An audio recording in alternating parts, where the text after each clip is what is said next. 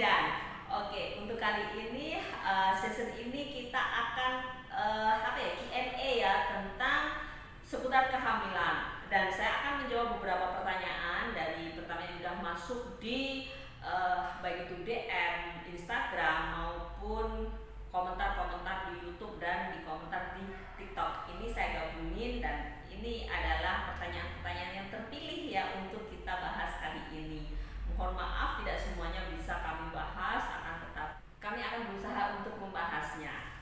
Pertanyaan yang pertama. Oke.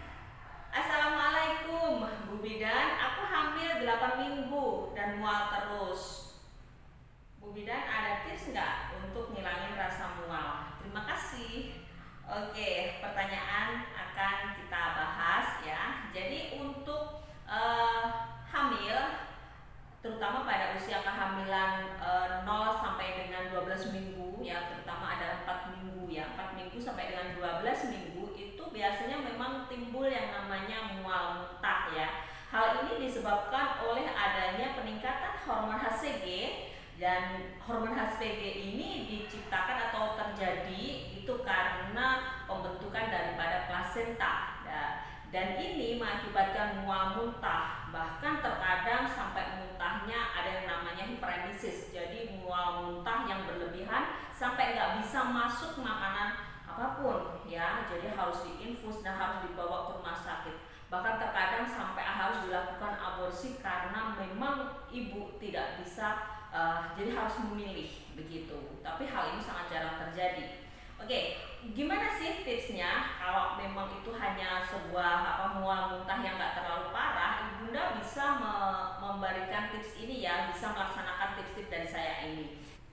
Yang pertama adalah dengan menstabilkan hormon yang ada di tubuh ya. Jadi hormon ini biasanya nanti kalau bunda bangun tidur bangun tidur pagi itu bunda jangan terlalu cepat untuk bangun ya. Jadi bunda istilah kalau orang Jawa itu bilang ketap-ketip terlebih dahulu ya. Jadi enak-enakan dulu, santai-santai dulu di tempat tidur kira-kira 15 menit ya.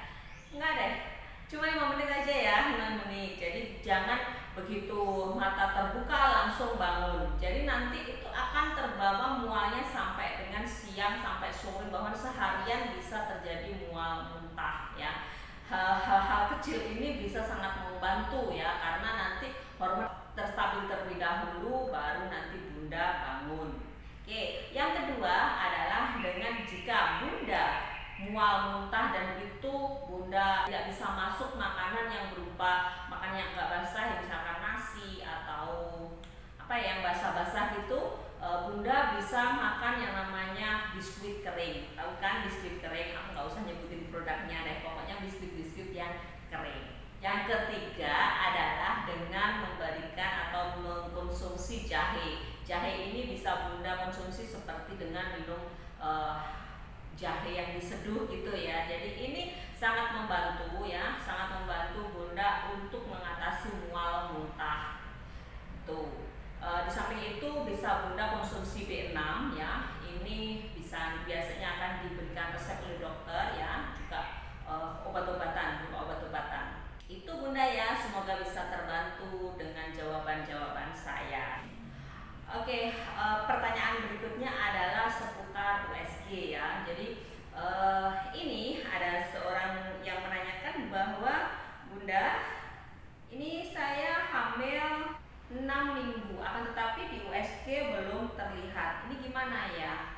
Sedangkan dengan menggunakan tes pack itu hasilnya sudah positif. Oke bunda, akan saya jawab. Jadi kalau kehamilan 6 minggu biasanya memang dengan menggunakan USG hanya terlihat seperti pembesaran pada rahim aja. Untuk lebih jelasnya, jika kehamilan itu masih 6 minggu, itu bisa dilakukan dengan USG transvaginal. Jadi USG-nya dimasukkan melalui, atau cara melihatnya dengan memasukkan sebuah alat ya, kamera melalui vagina. Oke. Jadi kalau kurang dari 8 minggu memang terkadang belum terlihat. Jadi nggak usah risau, nggak usah bingung. Jadi bunda akan tetap hamil, akan tetapi memang belum terlihat jika menggunakan USG yang di luar ya, di perut. Oke, semoga terjawab. Oke. pertanyaan berikutnya adalah Bunda, ini aku hamil 32 minggu tapi kepalanya belum masuk panggul. Gimana sih tanda-tandanya kepala sudah masuk panggul? Oke. Tanda-tanda dari kepala sudah masuk panggul ya, sebenarnya dengan pemeriksaan ya, dengan pemeriksaan jika diraba ya, jadi kepala udah tidak bergerak lagi, itu dengan pemeriksaan. Akan tetapi Bunda bisa merasakan sendiri ya, merasakan gimana sih rasanya kalau kepala itu sudah masuk panggul. Tadi yang pertama adalah ini, pernafasan jadi lebih lega ya. Pernafasan jadi lebih lega ini dikarenakan apa? Diafragma itu udah mulai turun. Biasanya terdesak oleh janin ya, karena memang kepalanya masih di atas ya. Jadi karena janin ini udah mulai turun, maka untuk yang namanya ruang atau apa ya, diafragma ini juga mulai turun sehingga paru-paru bisa lebih lega. Itu yang pertama. Yang kedua adalah sering BAK atau buang air kecil. Sering buang air kecil ini disebabkan oleh kondisi janin yang sudah mulai masuk panggul ini menekan yang namanya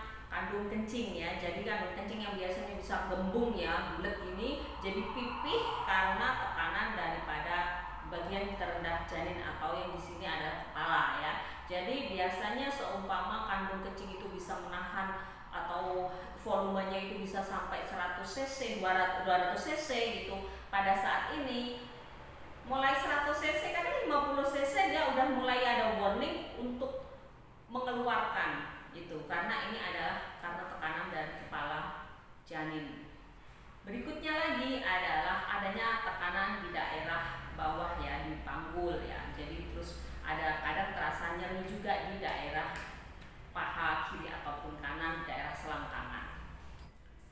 Pertanyaan berikutnya adalah ini dari seorang ibu yang sedang hamil dan beliaunya mengalami placenta previa. Jadi placenta previa, dia menanyakan apakah saya didiagnosa placenta previa oleh dokter saya. Apakah dengan placenta previa ini saya bisa melahirkan normal, Bu Bidan? Ya, pertanyaannya bagus banget ya. Jadi apabila Bunda didiagnosa placenta previa, itu placenta previa itu juga macam-macam ya. Jadi ada tingkatannya, ada yang marginalis, ada yang placenta totalis juga. Jadi kalau memang itu placenta totalis, itu Bunda nggak bisa dilakukan persalinan secara normal ya. Jadi masih ada, tapi biasanya penuh dengan pertimbangan. Dokter yang akan bisa mempertimbangkan apakah ini masih aman untuk dilakukan persalinan. Oke, pertanyaan berikutnya. Pertanyaan ini menarik banget ya. Banyak sebenarnya Bunda yang menanyakan hal ini. Halo Bu Bit, aku mau nanya nih. Aku lagi hamil 14 weeks. Kulit aku sekarang ini jadi lebih kusam ya. Aku mau pakai produk-produk yang ada di pasaran, takut karena kondisi lagi hamil. Gimana nih Bunda? Gimana solusinya? Gimana solusinya Bu Bidan? Jadi pertanyaannya seperti itu. Oke, ini pertanyaan ini memang banyak sekali karena dimana kita memang seorang wanita pastilah ya, kita menjaga yang namanya perform atau penampilan. Akan tetapi selama kehamilan ini Bunda juga perlu berhati-hati bagaimana Bunda bisa menggunakan kosmetik atau menggunakan skincare atau menggunakan produk-produk kecantikan itu yang baik, yang benar, yang aman untuk kehamilan. Ini aku mau tunjukin produk skincare apa yang aman untuk ibu hamil. Tada! Ini adalah rangkaian produk skincare yang aman untuk ibu hamil. Oke, ini aku yang pertama ya. Aku mau tunjukin, ini adalah body scrub dari Scarlett. Ini adalah varian dari coffee. Jadi coffee ini begitu dibuka aromanya wow, aroma kopi banget, dan ini aroma ini bikin kita relax ya, apalagi untuk ibu hamil dan menyusui. Aroma relax ini ya, aroma yang bikin kita relax, jika kita bisa relax untuk ibu hamil bisa mengeluarkan endorfin ya. Kalau endorfin itu bisa keluar, ibu hamil itu bisa lebih nyaman ya, bisa meningkatkan untuk tumbuh kembang si kecil ya. Untuk ibu hamil endorfin itu juga perlu ya, endorfin keluar itu akan bisa mengeluarkan hormon relaktin dan ini bisa melancarkan ASI. Ya, sekarang kita lihat bagaimana teksturnya. Ya, teksturnya ini begitu lembut ya. Di dalamnya ada scrub-scrub ya. Scrub-scrubnya ini juga lembut. lembut ya, jadi lembut, nyaman banget. Ini tidak membuat Bunda iritasi ya. Scrubnya ini tidak membuat iritasi, akan tetapi mampu mengangkat sel kulit mati. Di dalam scrub ini ya ada butiran-butiran halus yang berwarna hitam, dan ini adalah butiran-butiran halus dari kopi ya. Dimana fungsi kopi ini adalah mengangkat sel kulit mati ya, juga dia akan menyamarkan stretch mark, mencegah stretch mark juga. Selain itu, kopi juga bisa bermanfaat untuk mengatasi jerawat punggung, dimana pada saat hamil banyak sekali ya kita istilahnya karena hormonal banyak terkadang tumbuh jerawat-jerawat. Setelah kita menggunakan body scrub, nah kita lanjut pakai ini ya. Jadi body scrub ini digunakan 2-3 kali dalam 1 minggu. Artinya bisa 2 hari sekali atau 3 hari sekali. Oke, selanjutnya adalah ini. Oke, ini adalah brightening shower scrub ya. Jadi brightening shower scrub ini aku buka dulu ya. Ini aku mesti pencet-pencet dulu. Aromanya kopi banget ya. Jadi aromanya kopi banget, dimana kopi tadi udah aku sebutin manfaat-manfaatnya. Di sini itu juga mengandung butiran-butiran halus ya. Butiran-butiran halus ini juga bermanfaat untuk scrub juga. Butiran halus ini tidak membuat iritasi tapi mampu mengangkat sel kulit mati. Busanya mantep deh. Untuk varian yang lain, ini ada brightening shower gel varian Jolly. Ya, ini ya. Aku coba buka. Biasanya udah pakai, tapi di sini coba. Aromanya. Ini mirip banget dengan parfum ya, parfum by SL Black Opium. Ya. Jadi ini juga fungsinya sama ya, sama dengan ini ya, tapi ini aromanya adalah aroma yang mirip dengan YSL Black Opium. Oke. Untuk varian yang lain, nah ini adalah varian Freshy. Kita lihat ya, semuanya adalah mengandung butiran-butiran halus yang mampu mengangkat sel kulit mati ya. Aromanya, ini aromanya seger banget deh ya, bikin kita lebih fresh ketika kita mandi. Dan ini tuh karena aroma wanginya kita bisa happy seharian. Hai, tidak ketinggalan, ada varian yang lain lagi. Ini varian ini adalah Charming ya, jadi tetap ini brightening shower scrub, yang ini adalah varian Charming. Aromanya wow, seger banget ya, seger banget. Ini bisa relax seharian karena aromanya ini memang benar-benar bikin kita tenang ya, calm. Di sini juga mengandung butiran-butiran halus yang mampu mengangkat sel kulit mati. Jadi setelah kalian pakai body scrub, pakai brightening shower scrub, selanjutnya setelah mandi ya kita pakai ini. Tadadada! Aku pakai yang Scarlett Fragrance Brightening Body Lotion ya. Jadi ini yang varian Jolly.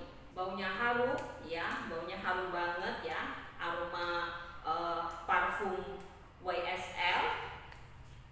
Kental banget. Jadi ini di kulit akan terasa lebih ringan ya, lebih ringan, nggak lengket ya, cepet meresap di kulit. Jadi nyaman banget pakai ini. Bisa dipakai untuk seharian.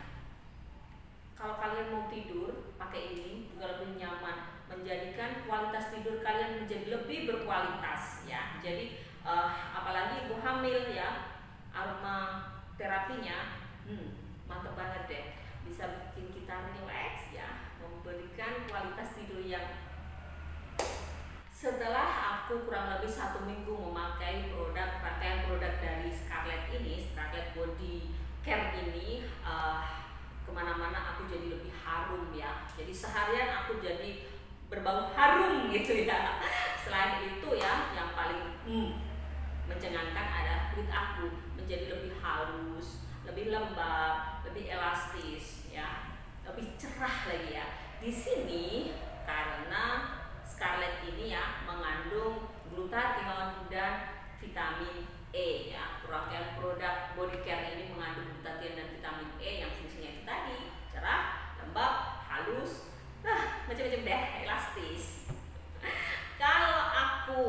ibu hamil ya, ibu hamil itu menggunakan Scarlett Body Whitening ini aman, apalagi untuk kalian, dan kalian wajib coba deh.